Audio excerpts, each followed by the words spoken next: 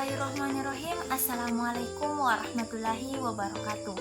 Ketemu lagi dengan saya Arniati, mahasiswa Universitas Negeri Makassar, Fakultas Ilmu Pendidikan, Prodi Pendidikan Guru Sekolah Dasar.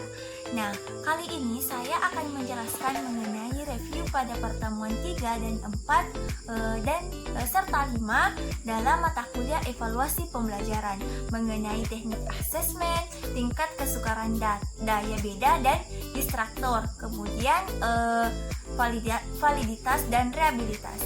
Nah, yang pertama itu adalah konsep dasar asesmen pembelajaran, di mana konsep dasar asesmen di sini membahas mengenai tes, pengukuran, asesmen dan evaluasi. Nah, di mana keempat aspek ini memiliki keterkaitan satu dengan yang lainnya. Nah, untuk lebih lanjut, apa sih tes itu? Tes adalah suatu prosedur untuk mendapatkan perilaku seseorang yang dievaluasi menggunakan prosedur standar. Kemudian, pengukuran adalah kegiatan atau upaya yang dilakukan untuk membandingkan sesuatu dengan atas dasar tertentu. Kemudian yang ketiga adalah asesmen, di mana asesmen itu merupakan suatu proses yang bertujuan untuk meningkatkan atau memperbaiki proses belajar peserta didik melalui umpan balik yang efektif, di mana asesmen di sini merupakan penerapan praktis dari proses pengukuran atau cara memperoleh data melalui berbagai bentuk pengukuran. Nah, kemudian evaluasi sini merupakan suatu proses dengan membuat pertimbangan berdasarkan tingkat atau kriteria tertentu yang hasilnya itu dapat dipertanggungjawabkan. Nah, di mana pengukuran di sini dan tes, asesmen maupun evaluasi di sini saling memiliki keterkaitan, di mana dalam langkah-langkah penentuan evaluasi itu ada yang sebelumnya itu ada tahap ataupun langkah yang pertama itu adalah pengukuran, kemudian tes, di mana tes di sini terbagi atas dua, ada yang bersifat tes maupun ada yang bersifat non tes. Kemudian di sini berdasarkan skala, di mana skalanya ini dapat berupa penelitian kualitatif maupun penelitian kuantitatif.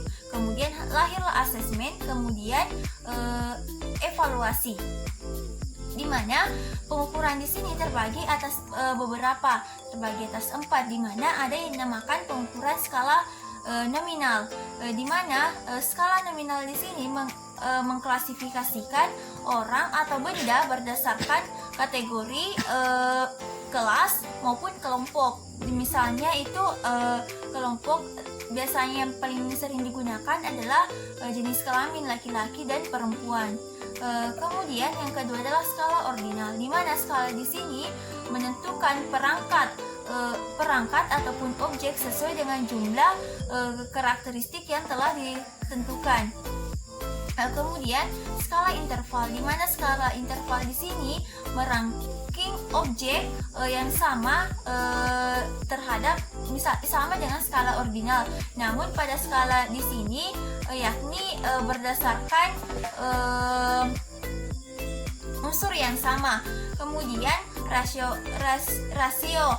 skala rasio, di mana skala rasio di sini memiliki sifat skala interval ditambah titik nol yang besar.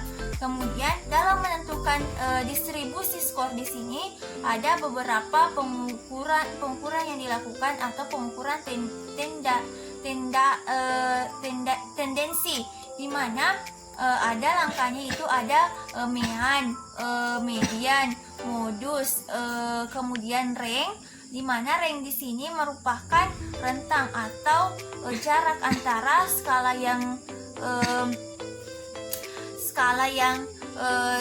terbesar dikurang skala terkecil. Kemudian ada namanya standar deviasi. Nah, yang terakhir adalah variasi. Nah, itulah materi yang sempat saya jelaskan.